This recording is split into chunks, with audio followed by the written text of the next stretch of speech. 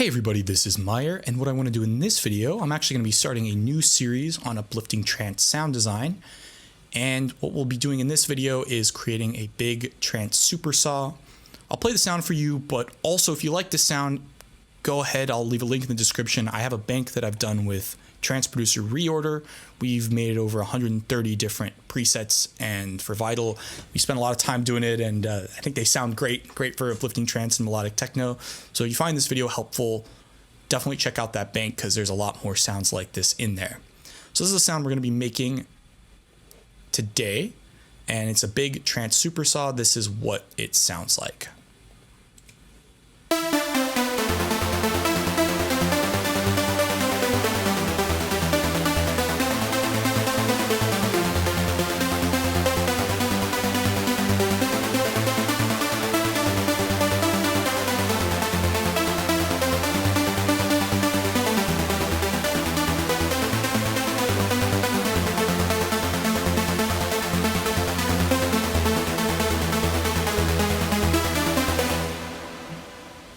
Cool, let's go ahead and start making the sound. So what I've done here is just created a new live set. I'm going to set the tempo to 138 beats per minute, and I'll go ahead and grab the MIDI that I want to use here under my projects. Here it is. I'm going to go ahead and drop it in arrangement view and bump that in there. And then what I'm going to do is go ahead and grab Vital from my plugins. Just search Vital. Boom, there it is. Put it there on the MIDI channel. And while we're here, I might as well just duplicate this a few times so we have, without the MIDI. So we have some Vitals ready to go for the other sounds. And this one is going to be Translate. Boom, that's good. Now this isn't going to sound like much now, but as we go ahead and make this sound, I think it'll start coming together. So this is what it sounds like now with an initialized preset.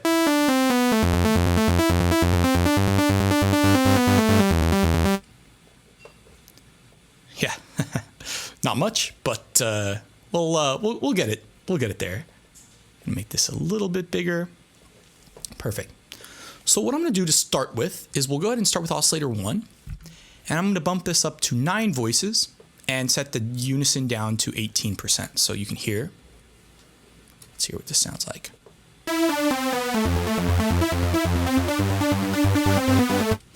And rather than have this unison detune power be here, I want this to be a little bit more linear. So I'm going to probably set this to about 0.5. And the really important thing for this sound is getting this envelope right. I used to do this a lot, and my sounds were sounding really cheesy. Don't want any attack pretty much at all. And I found that I needed to have released my sound. So we'll set the decay down to maybe about half a second or so. And we're going to set this release actually maybe about 0.7 seconds. And I want to bring this down pretty sharply so that way we get this attack. And this will help a lot when we actually eventually do add a compressor.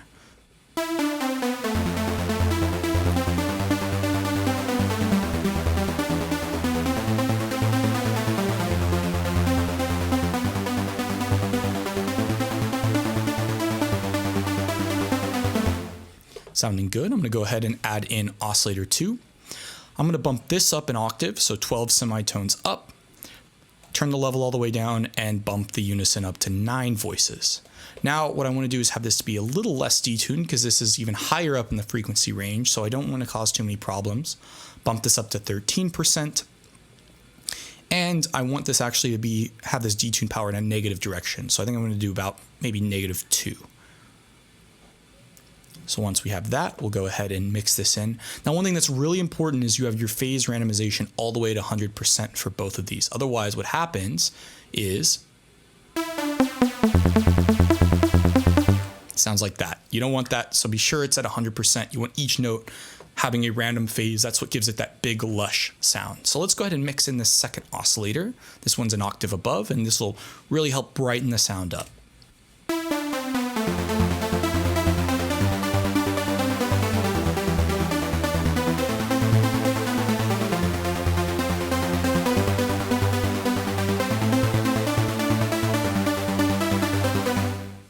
Sounding good. Now what I'm going to do is move over to the filter section. I'm going to use the digital 12 dB per octave filter, and the reason for this is I find that this 12 dB digital filter sounds a lot like either the Virus or the JP8000. The Virus uses 12 dB per octave filters by default, and I think this digital filter may have even been modeled after the Roland JP8080 or 8000. I have an 8080 sitting on my desk, along with two Virus TIs too. One of them you can see behind me. So just that experience kind of helps me get these sounds in the right direction here. So we want to make sure oscillator 1 and oscillator 2 are going through filter 1. And we can do this either by mapping them here, or you can click on these buttons. It does the same exact thing.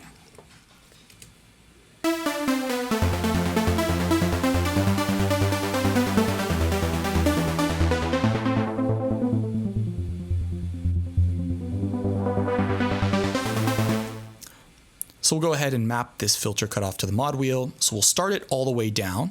That way, what happens is, as we open up the mod wheel, we're positively opening up the filter cutoff. So what I like to do to map the mod wheel is set the filter cutoff at the minimum point, which here I want it to be completely closed, and then add the modulation in the positive direction to where I want it to eventually be the maximum. And that's what this will now sweep that entire range here. You can see that on there. Sounding good. I also want to add a filter envelope, which I'm going to use envelope 2 for. So we'll shorten this down to about maybe half a second, and no attack and maybe some release, but it doesn't matter too much. And we're just going to modulate this here onto the filter as well. So what this will do is give it a plucky sound, and I don't need too much automation, so maybe 25 or something like that. That way when the filter is closed, you get that kind of plucky sound.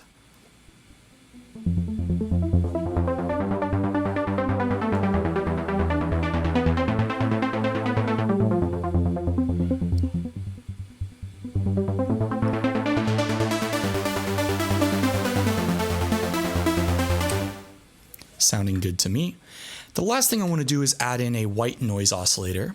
Now, one of the problems with the white noise oscillator here is we don't have control over the filter of it. So what I'm actually going to do is route the white noise into filter 2, and then route filter 2 into filter 1. So what's going on here is the white noise is going to go through filter 2 first, and then the output of filter 2, which is only the white noise, is then going to go to filter 1. And the way I'm going to do this is I want this to be a high pass filter. So let me turn these off so you get to hear what's going on here. This is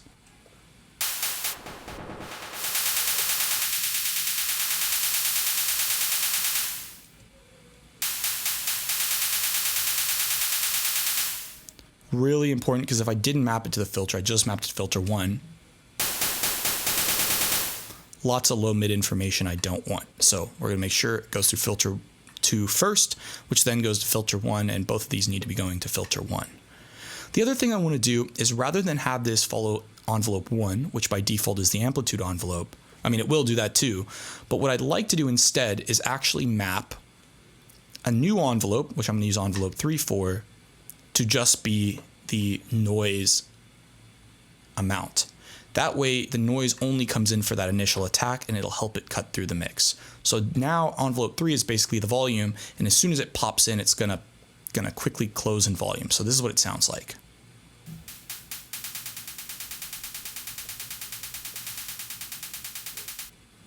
And with the other sounds.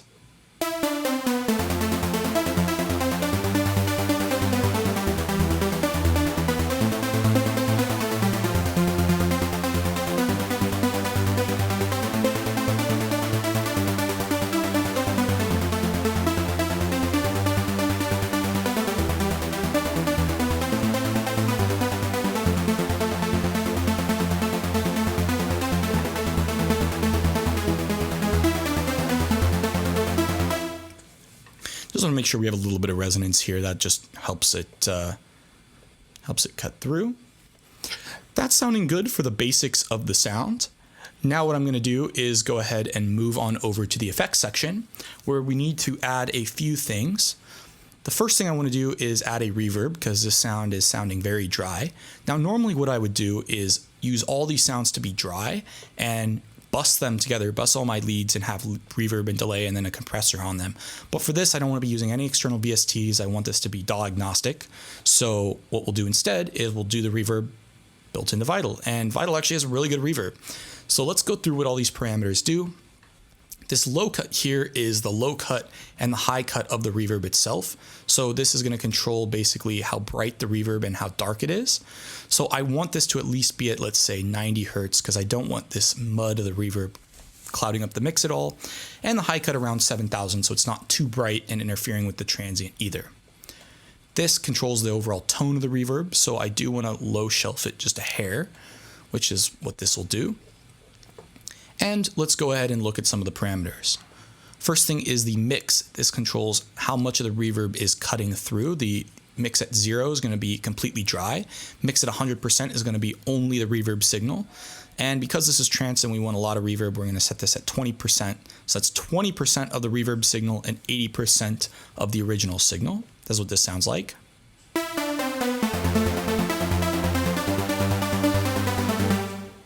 A little too much noise, so I'm going to bring this down to maybe 20%, 0.2. The time I want to boost this up to maybe about 5 seconds. So we make sure this is the decay or the length of the reverb.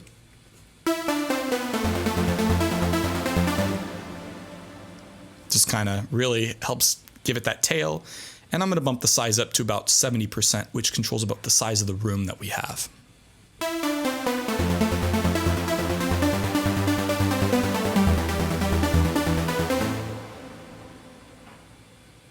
Sounding good. I think I am going to increase the mix maybe to about 23%. And the last thing I want to do is just add a hair of delay, which this is a pre-delay, which means it's going to cause this reverb tail not to wash over the first 0.05 seconds of the sound, which means that transient that we have from the noise and from this amplitude envelope is going to be allowed to cut through a little bit better. So let's hear what this sounds like.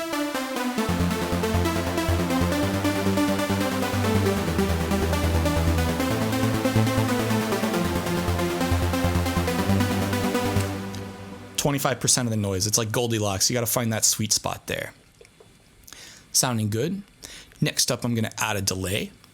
Now, what I want to do is add a ping pong delay at at eighth notes. And the reason for this is I'm playing 16th notes and the melody is being arpeggiated at dotted eighth notes, which is 3/16 notes. So what this 1/8 delay is going to do is kind of fill in some of those gaps. The feedback controls how many delays there are, or basically what the fallout is. So a large feedback means a lot of delays, and a low feedback means not as many. We don't need it to be as many because we're playing a lot of notes. And this mix is way too much. I'm going to just bring this all the way down to 10%. Let's hear what this sounds like with just the delay.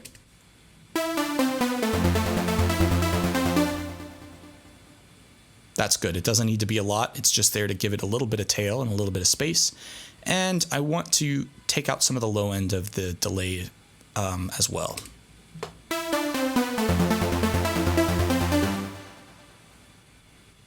Sounding good. And with the reverb.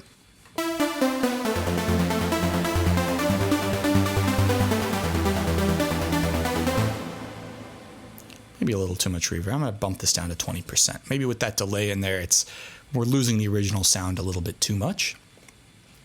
Next, I'm going to add a little bit of saturation here. I'm going to use this warm drive, the soft clip, which is kind of like a warm drive, and just add this a little bit. It's going to warm up the sound and even it out a little bit.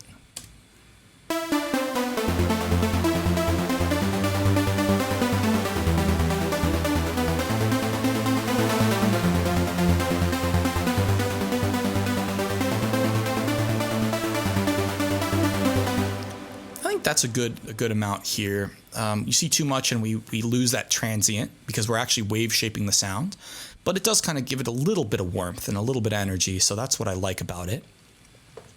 The last thing we're going to do is add this compressor, and this compressor is going to be added after the delay and reverb to help glue all of these parts of the sound together. What's important here is that we set the attack and the release right. This compressor, it starts off at 100%, very aggressive. What this compressor, I want it to do is let the initial transient of the sound through and then clamp down on the delay and reverb and the rest of the sound to kind of glue it all together and make it cohesive. So we're going to start, I want to start by putting these to about 6 dB, all these bands. We'll adjust this in a minute, but just as a starting point. And what you drag here, this is actually the ratio. Now, unfortunately, it doesn't tell you the ratio, at least not in this version. So what I'm trying to do, I'm going to start these at around 33% and then adjust this mix amount and these volumes to get the sound sounding pretty balanced. Actually, before I do this, I'm going to add an EQ because this compressor is a nonlinear device, which basically means it's going to affect the sound in a different way based on the volume, which means I should add this equalizer first to get the volume right before sending it through the compressor. So we're going to add the EQ. And what I want to do with the EQ is low shelf it a little bit and high shelf it a little bit. Now, the reason I'm doing this is most songs, when they're mixed or mastered, they have a 4.5 dB slope, which is very musically pleasing. A sawtooth wave, like these sawtooths here, they drop over at a 6 dB slope, a minus 6 dB per octave slope, because the harmonics are related as 1/n.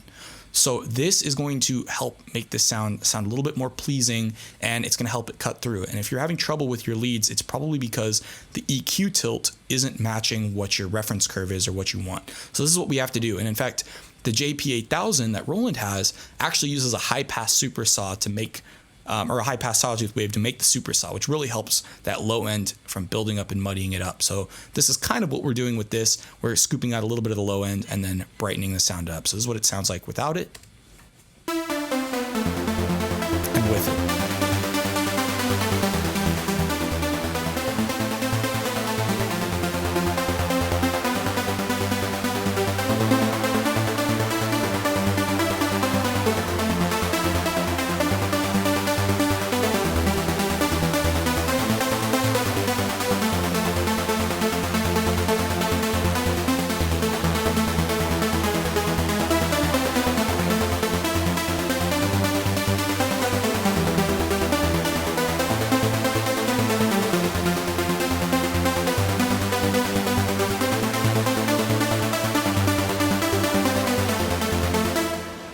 So that's helping quite a bit. Just kind of even out the sound. Now we'll move on to the multiband compressor, which is where we're going to spend some time making sure that we're gluing the reverb and delay to the sound the way we want to. And we may end up needing to bring the reverb amount up because we're clamping down on it. So let's see.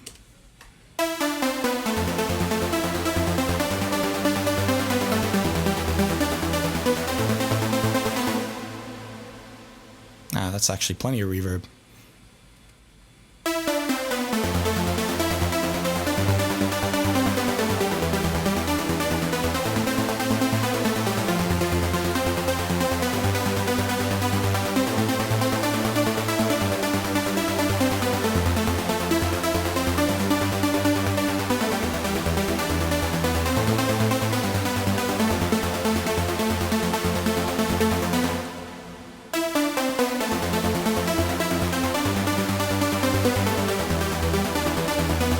So what these bands are is the threshold for each band, and then this is the sort of gain of when it's, kind of the threshold and then the volume.